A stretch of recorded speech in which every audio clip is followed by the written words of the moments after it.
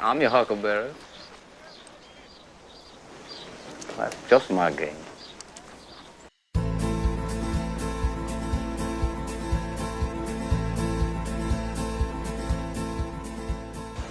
Cowboys, sharpshooters, and stampeding buffalo. Sounds like a Western movie, right? But what if I told you that before Hollywood, before Netflix, the Wild West show was America's original blockbuster? Today we're exploring how these high-octane spectacles not only shaped early cinema and television, but also left their mark on the modern circus. Saddle up, let's ride. By the late 1800s, the period called the Wild West was over. The cattle had been fenced off, the last of the desperados were being rounded up, and law and order had been brought to the wild and woolly cow towns. Sadly, Native American tribes had been forced onto reservations, and the mighty buffalo herds had been annihilated by the encroaching white settlers and the U.S. government. By the 1890s, the wild had been taken out of the West, and by 1900, the idea of outlaw bands, open land free for the taking, fierce battles with Native Americans and grizzly bandits, and showdowns at high noon, of course, were relegated to dime novels. By the end of the 19th century, the age of the cowboy gunslinger was over, not with a whimper, but with a bang that continues to echo to this day. Back in those days, even before the Old West was tamed, America was obsessed with the frontier. Tales of gunfights, fiercely independent mountain men, and daring women filled the pages of books and newspapers back east. Names like Jesse James, Wyatt Earp, Calamity Jane, and Wild Bill Hickok were the stuff of legend, and many a tall tale. Enter Buffalo Bill Cody.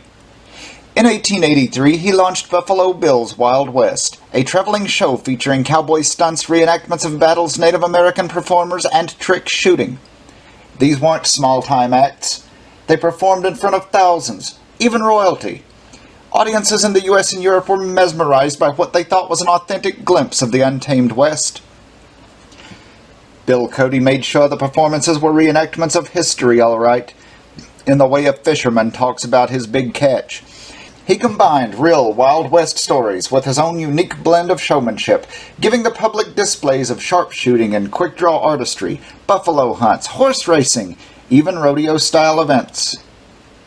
The Wild West shows were 3 to 4 hours long and attracted thousands of people wherever the show traveled. During the show, spectators would be treated to bison hunts, with real bison, mind you, reenactments of the Little Bighorn, and later a reenactment of the Rough Riders' charge up San Juan Hill.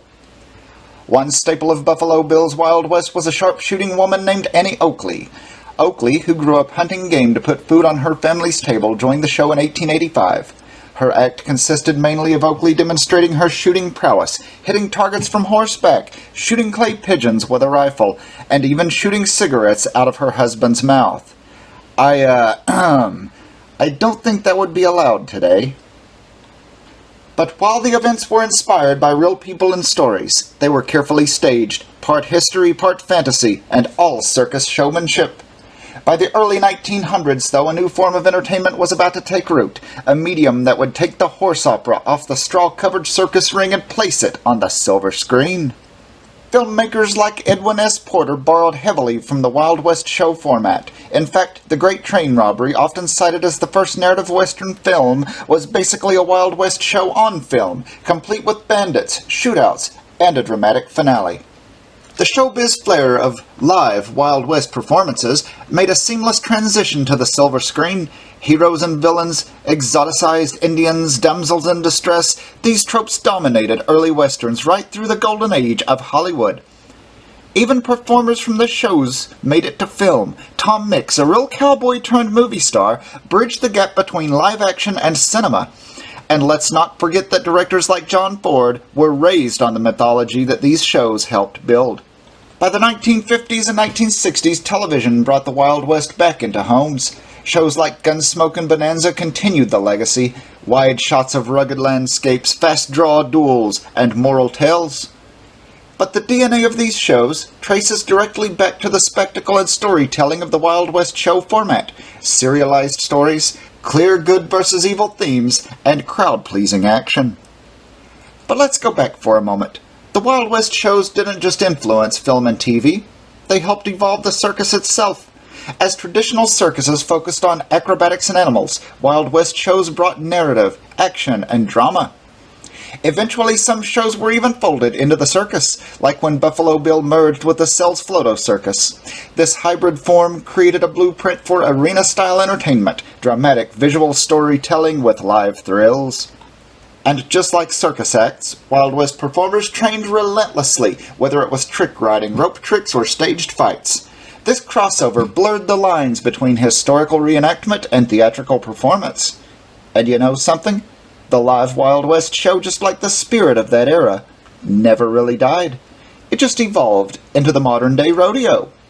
From dusty arena floors to Hollywood studios and TV screens, Wild West shows changed how we tell stories. They turned folklore into performance, and performance into myth.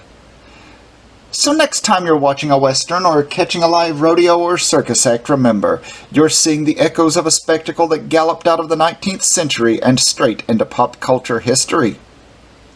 Alright, circus monkeys, if you enjoyed this ride through history, don't forget to like, subscribe, and ring that bell. See you down the road.